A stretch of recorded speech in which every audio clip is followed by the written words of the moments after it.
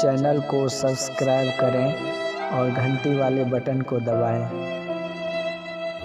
गुरुर्ब्रह्मा गुरुर्विष्णु गुरुर्देवो महेश्वरः गुरुः साक्षात् परब्रह्म तस्मै श्री गुरवे नमः। अज्ञानतिमिरान्धस्य ज्ञानाञ्जनशलाकया चक्षुरुन्मीलितं येन तस्मै श्रीगुरवे नमः। बोलिए श्री सद्गुरु महाराज की। अनंत श्री विभूषित परमाराध्य संत सद्गुरु महाराज के पावन श्री चरणों में कोटि कोटि सा नमन। मंचासीन परम पूज्य बाबा के चरणों में कोटि सा नमन। परम आदरणीय गुरुजन, धर्म प्रेमी सज्जनों, माताओं तथा बहनों, आज से लगभग 2020 साल पहले यूरोप कंट्री में एक बहुत बड़े संत का प्राकट्य हुआ था, जिसको यीशु क्राइस्ट बोलते हैं, ईसा मसीह। ईसा मसीह का जन्म 2020 साल पहले हुआ था और उनके बहुत सारे अनुयायी संसार में फैल गए और वो बहुत बड़े दयालु थे। ईसा मसीह को आक्रांताओं ने सूली का सजा दिया था, सूली पे लटकाया था, क्रॉस पे टांगा गया था ईसा मसीह को।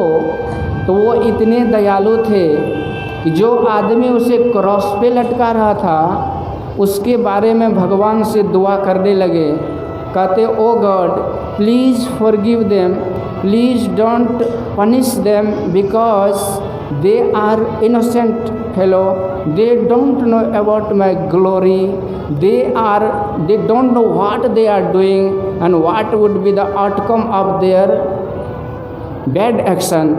कहते प्लीज़ हे ईश्वर इन लोगों के अपराध को क्षमा कर दो, क्योंकि ये लोग नहीं जानते कि कितना बड़ा पाप कर रहे हैं और इस पाप के फलस्वरूप उसे कितना दुख होगा। इस तरह से ईसा मसीह को जिन्होंने कष्ट दिया उनके लिए भी वो क्षमा याचना मांग रहे हैं। तो जो तो को काटा बोवे ताही तो बोवे फूल, तो को फूल का फूल है बाकी सब त्रिशूल।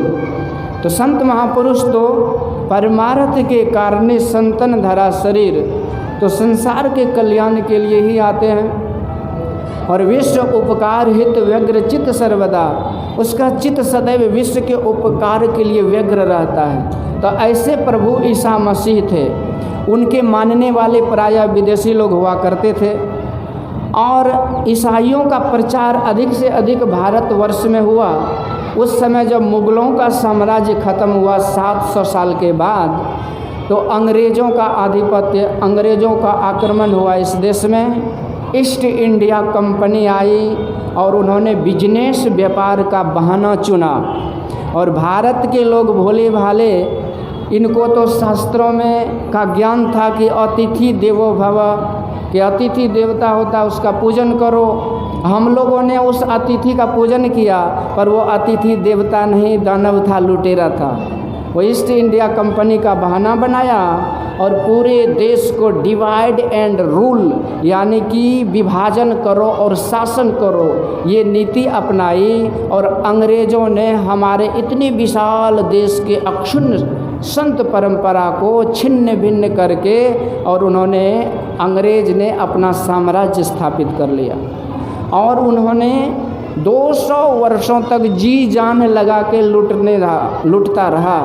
और उसी क्रम में विदेशियों ने अपने धर्म संस्कृति का प्रचार फैलाया और उसी क्रम में उन्होंने ईसाइयों का जो मैसेज था उसको यहाँ फैलाया और ईसाइयों का प्रचार हुआ और ईसा मसीह के जन्मदिन को उन्होंने नया साल मान करके हम लोगों को मनवाते आया। तो ये ईसा मसीह जी का जन्मदिन है। ये नया साल भारतीय संस्कृति परंपरा के अनुसार नहीं है, पर हम भारतीय संस्कृति सभ्यता को मानने वाले हर चीज़ में भगवान को देखते हैं। हम इस नया साल को भी ईसा मसीह को जब संत मानते हैं तो इसको भी हम उसके कथनानुसार मान लेते हैं। इसी महीने में गुरु गोविंद सिंह जी हमारी सनातन धर्म और संस्कृति की रक्षा के लिए अपने 4 पुत्रों का बलिदान दिए थे। उसको शायद इतनी की जो भीड़ यहाँ पर है कोई नहीं जानते होंगे। गुरु गोविंद सिंह जी महाराज हम सनातन धर्म की रक्षा के लिए उन्होंने अपने 4 बच्चे की बलि चढ़ा दिए।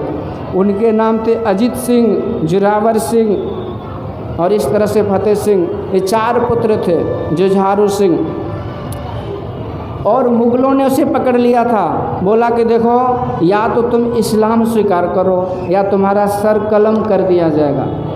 उन्होंने कहा कि हमारे जो ऋषि पूर्वज हैं, संत महापुरुष हैं, वो उन्होंने जो धर्म हमें अपनाने के लिए दिया है वो सनातन सत्य धर्म है और सत्य को छोड़ करके मैं किसी को नहीं पकड़ सकता।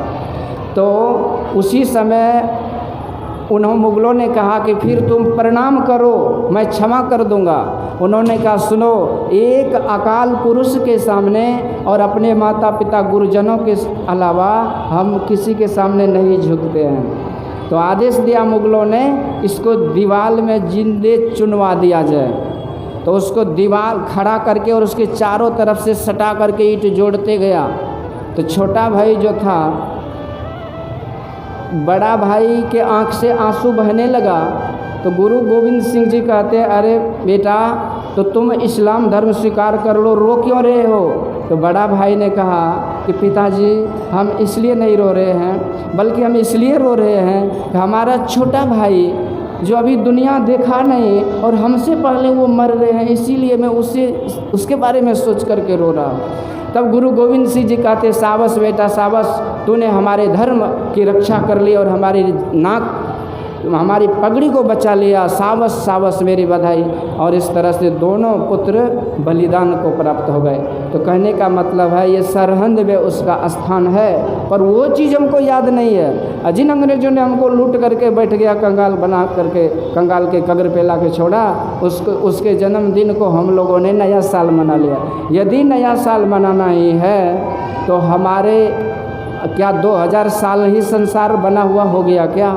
संत महापुरुष कहते जिस दिन ब्रह्मा जी ने सृष्टि करी वो चैत महीना का दिन है। चैत महीना को ही नया संवत्सर कहा गया है। बसंत ऋतु का बहार आता है, समझ रहे हैं? बसंत ऋतु जैसा ऋतु नहीं है 6 ऋतु में। और उसी समय किसान के जीवन में खुशहाल आता है, क्योंकि नए नए फसल फल फूल उगते हैं और इस तरह से मौसम में अच्छाई आती है। और अभी तो कुम्हेसा है, ये बुढ़ापे का प्रतीक है। और देखिए कोई भी चीज़ जो हम शुरुआत करते हैं तो आप विचार करके देखिए कि जन्म से लेकर के मृत्यु पर्यंत ऐसा कोई काम है कि हम बिना पूजा का करते हैं? हर काम पूजा के साथ करते हैं। जन्म में तो पूजा, मरण में पूजा, गृह प्रवेश में पूजा, पढ़ाई लिखाई में पूजा, हर चीज़ में पूजा होती है। तो नया साल में पूजा नहीं होती है क्या?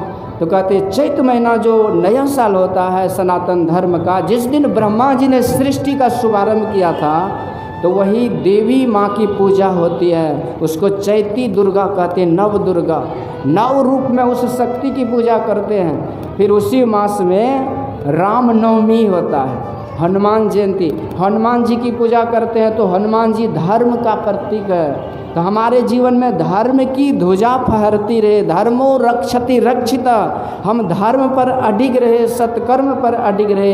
ये धर्म की ध्वजा हमारे जीवन में साल भर तक फहरता रहे, इसके लिए हम शक्ति माँ की उपासना करते हैं। और ये शुभ मुहूर्त तो जा कर के चैत महीना में आता है। तो इसलिए ये ज्ञान हम लोगों को यहाँ से मिलता है कि असली चीज़ को जाने। अब देखिए कुछ आदमी बोलते हैं कि किसी समय मना लेंगे तो क्या फ़र्क पड़ता है। अच्छा एक बात बोली, जितने भी लोग हम लोग हैं, क्या विवाह शादी बिना मुहूर्त का करते हैं? कोई भी नहीं करते हैं। कोई भी काम में हम जल्दी से जल्दी पंडित जी को बोलते हैं कि हमको मुहूर्त निकाल दीजिए, अच्छा मुहूर्त में काम होगा तो बढ़िया काम होगा। इसी तरह से जब बढ़िया मुहूर्त में नहीं करते हैं तो पुराने लोग कहते हैं कि मुहूर्त अच्छा नहीं होगा, अब बेटी का शादी करोगे तो नैत नातिन जो होगा अनरा बहरा लंगड़ा लूल्हा कन्हा कोतरा हो जाएगा, इसलिए बढ़िया मुहूर्त में करो। इसी तरह जब असली मुहूर्त में नया साल मनाएंगे तो 365 दिन 1 साल का जीवन हमारा खुशहाल होगा।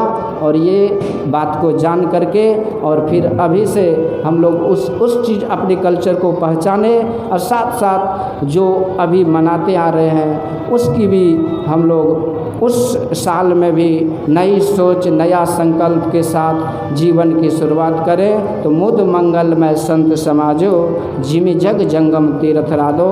तो संतों के समाज ये तीर्थ है, इसमें स्नान करते हुए शुद्ध पवित्र होते हुए जीवन को जिएंगे तो शुद्ध मन में ही परमात्मा का निवास होता है। तो निर्मल मन जन सो मोहि पावा, अमोहि कपट छल छिद्र न भावा।